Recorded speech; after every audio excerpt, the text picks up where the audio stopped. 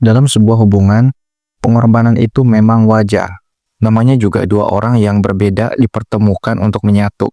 Pasti ada ego yang harus diturunkan. Ada keinginan pribadi yang harus disesuaikan. Tapi pertanyaannya, sampai kapan kita terus mengorbankan diri kita sendiri hanya demi mempertahankan sesuatu yang dinamakan cinta? Seringkali kita rela diam meski disakiti, bertahan meski sudah tidak dihargai, dan tetap memberi meski tak pernah diberi kembali. Kita seolah punya alasan, karena aku cinta. Padahal cinta yang sehat itu dua arah, bukan cuma soal memberi, tapi juga soal menerima. Bukan cuma soal kamu yang berjuang sendirian, tapi juga pasangan kamu yang sadar dan ikut berjuang. Kalau kamu terus-menerus mengorbankan waktu, harga diri, kebahagiaan, bahkan mental kamu, lalu pasangan kamu tidak pernah berubah, itu bukan pengorbanan, itu penyiksaan. Cinta memang butuh perjuangan, tapi bukan berarti kamu harus kehilangan jati diri hanya demi membuat dia bahagia. Ada perbedaan antara kompromi dan kehilangan diri sendiri. Kompromi artinya dua-duanya sama-sama saling menyesuaikan, bukan cuma kamu saja yang selalu ngalah.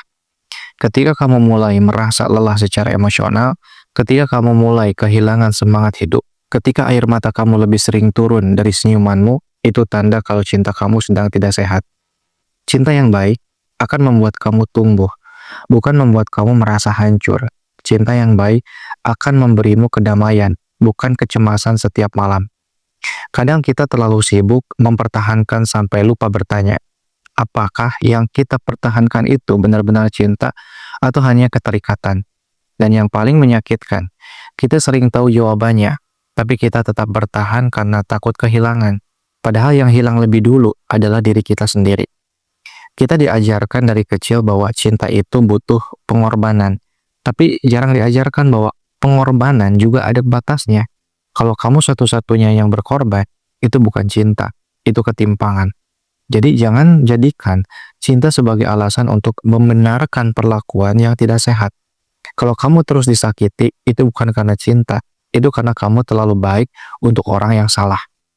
Berani mencintai itu baik, tapi lebih berani lagi kalau kamu bisa berkata, aku berhenti ketika aku sudah tidak bahagia. Berani mencintai orang lain itu luar biasa. Tapi jauh luar biasa ketika kamu bisa mencintai diri kamu sendiri duluan. Cinta tidak seharusnya memaksa kamu menjauh dari keluarga, dari sahabat, atau dari mimpi-mimpi kamu. Kalau kamu harus kehilangan semua itu demi cinta, kamu perlu bertanya ulang, ini cinta atau jebakan?